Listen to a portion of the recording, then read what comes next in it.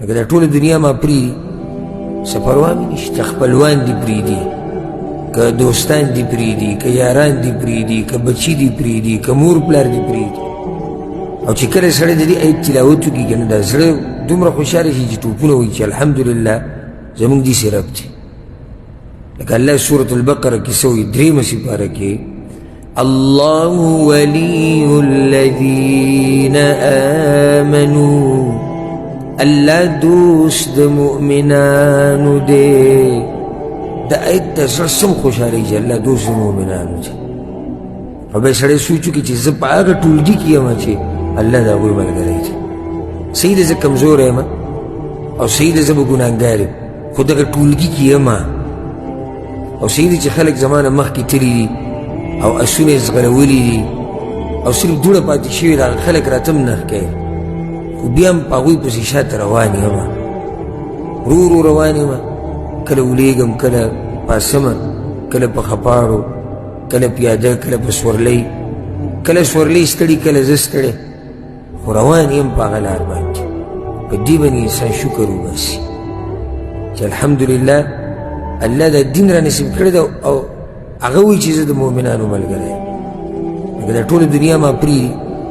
څه پروا مې نشته دا خبره به دې په زړه کېږي بیا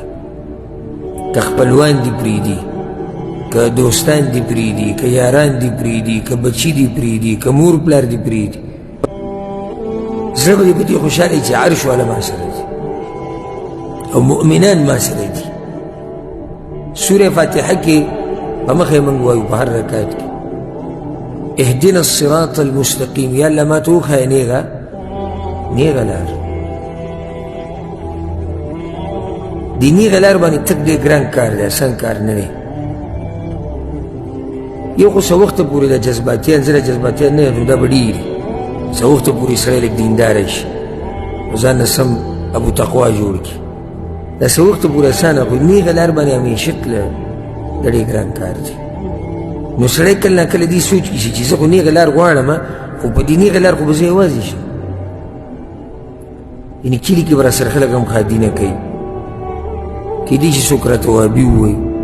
کیدای شي ما ته خلک بیا بد مذهبه وایي بې مذهبه به راته وایي ګستاخ به راته وایي د اولیاو ګستاخ د پیغمبر ګستاخ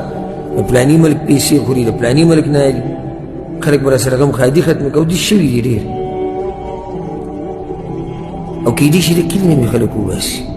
مور پلار مې د جیداد نه محرومه کړي د هر څه پکې راتلی چې یو لنډه ده چې کیدای شي څوک دې ورځ مړ کړي دا هم کیدای شي تسلی دپاره الله څه وایي صراط الذین انعمت علیهم لار د هغه خلکو چې تا پې انعام کړی مطلب دلته دا دی دې کې دنه دا خبره پرده قرآن د سوچ کتاب دی سوچ هر کدو کریله سړی پې نه پوهېږي څوک سوچ کوي او الله وله بصیرت ورکړی نو ډېر څه ترې راویستی شي یا الله ما ته وښیه لاره نیغه لار دغه کسانو چې تا پې انعام کړی فایده یاده کړه یا الله ما ته وښیه لاره نیغه زړه کې یېره راله چې به نیغه لار خو به زه یوازې یم نه الله وایي یوازې نه یې ډېر پې تېر شوي دي ډېر پې روان دي او ډېر به راځي ته به یوازې نه یې انعمت علیهم چې تا پې انعام کړی ولې الله صرف په تا باندې انعام کړی انعام چې الله به چا کړی ټول نه مخکې پیغمبران دي الصدیقین الشهداء الصالحین دا ټول هغه دي چې په دوی باندې انعام شوی دی نو تاسې یوازې خو نه الله وي په دې لار باندې